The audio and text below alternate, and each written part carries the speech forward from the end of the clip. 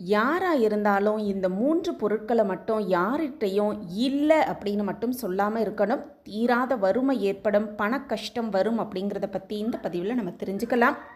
வீடு எப்பொழுதுமே செல்வ செழிப்பாக நிறைந்து இருக்கணும். செல்வம் வீட்டில் வந்துக்கிட்டே இருக்கணும். மகாலட்சுமி கடாட்சம் வீட்டில் நிறைந்து இருக்கணும் அப்படின்னு தான் எல்லாருடைய ஆசை, விருப்பம். எல்லாருமே அந்த பணத்தை நோக்கி தான் ஓடிக்கிட்டே இருக்கோம். வீட்டில் விளக்கேற்ற கூட நேரம் இல்லாமல், பூஜை செய்வதற்கு கூட நேரம் இல்லாமல் ஓடி ஓடி தான் நாம் அந்த பணத்தை சம்பாதிச்சுக்கிட்டு இருக்கோம்.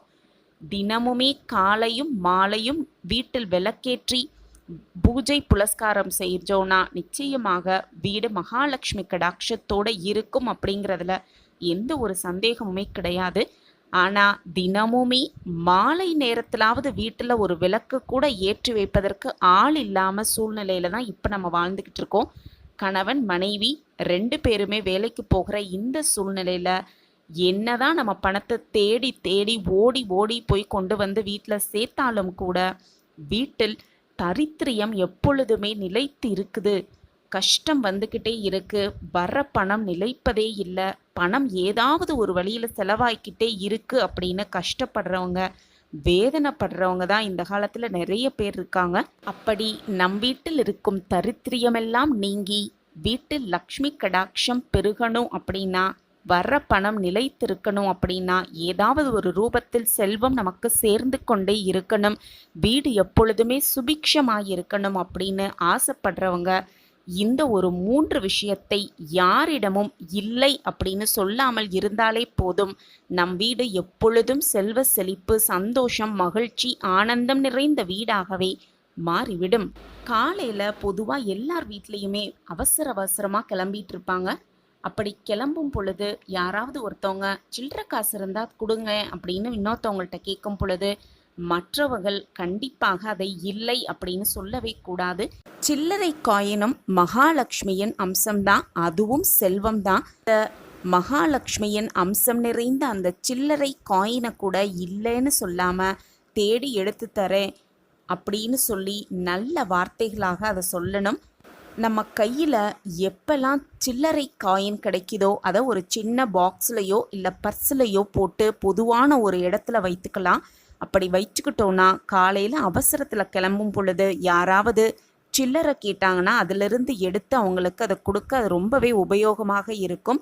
இப்படி சில்லறை காயினை இல்லை அப்படின்னு யாராவது கேட்கும் பொழுது இல்லை அப்படிங்கிற சொல்லாமல் இருந்தால் வீட்டில் தரித்திரியம் நீங்கிவிடும், செல்வ செழிப்பு வந்து கொண்டே இருக்கும்.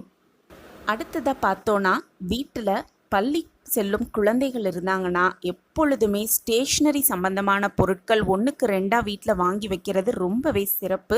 இது புக்கு, பேனா, pencil, rubber, sharpener, book, paper இந்த மாதிரி கூட ஐட்டங்களாக இருக்கலாம். இப்படி யாராவது பேனா, பென்சில், ரப்பர், புக்கு, பேப்பர் ஏதாவது தேவை அப்படின்னு யாராவது மற்றவங்கள்ட்ட கேட்கும் பொழுது கண்டிப்பாக அதை இல்லை அப்படின்னு சொல்லவே கூடாது.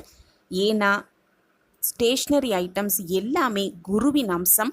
குருவின் அம்சம் பொருந்திய அந்த புக்கு, பேனா, பேப்பர், பென்சில் இந்த மாதிரி விஷயங்களை இல்லை அப்படின்னு தவறி கூட நம்ம வாயிலிருந்து சொல்லாமல் அதை கேட்கும் பொழுது எடுத்து கொடுக்கலாம். அப்படியும் இல்லாத பட்சத்தில் நாளை வாங்கி தருகிறேன் அப்படிங்கிற வார்த்தைகளை மாற்றி உபயோகித்து பார்த்தால் நம் வீடு எப்பொழுதும் தரித்திரியம் இல்லாத வீடாகவே மாறிவிடும். அடுத்தது மிக மிக முக்கியமான பொருள் என்னென்னு பார்த்தோன்னா மங்கள பொருட்கள். இது மஞ்சள், குங்குமம், ப்ளவுஸ் பிட்டு, கண்ணாடி வளையல், கண்ணாடி, முகம் பார்க்கும் கண்ணாடி, சீப்பு இந்த மாதிரி விஷயங்களை நம்ம எப்பொழுதுமே வீட்டில் 1க்கு 2 வீட்டில் வச்சிருக்கிறது ரொம்பவே சிறப்பு. யாராவது சுமங்கலிகள் வீட்டுக்கு வந்தாங்கன்னா அதை அவங்களுக்கு வைத்து கொடுக்கறதுக்கு ரொம்பவே பயனுள்ளதாக இருக்கும். அப்படி இந்த மாதிரி மங்கள பொருட்களை இல்லை அப்படின்னு மற்றவங்க கேட்கும் பொழுது சொல்லாமல் இருப்பது மிக மிக சிறப்பு. பொதுவாகவே நம்ம வீட்டில் எந்த பொருள் இல்லைனாலும் இது இல்லை வாங்கிட்டு வாங்க அப்படின்னு சொல்கிறதுக்கு பதில் இது இருக்குது இன்னும் கொஞ்சம் வாங்கிட்டு வாங்க அப்படின்னு மாற்றி சொல்ல பழகிட்டோனாலே நம்ம வீட்டில் தரித்திரியமெல்லாம் நீங்கி செல்வ செழிப்பு, சந்தோஷம், எல்லாமே நமக்கு வீட்டில் நிரந்தரமாகவே வந்து தங்கும்படி நாம் சொல்லும் அந்த சொல்லே நமக்கு வழிவகை செய்யும். இந்த பதிவு உங்களுக்கு பயனுள்ள பதிவாக இருக்கும் அப்படின்னு நான் நம்புகிறேன். நம்ம சேனலில் நீங்கள் ரொம்ப ரொம்ப ஆதரவு கொடுத்துக்கிட்டு வரீங்க. எனக்கு ரொம்ப ரொம்ப சந்தோஷம். உங்கள் ஆதரவு மென்மேலும் எங்களுக்கு கிடச்சிக்கிட்டே இருக்கும் அப்படிங்கிற நம்பிக்கையோடு மீண்டும் ஒரு புதிய பதிவில் பார்க்கலாம். நன்றி, வணக்கம்.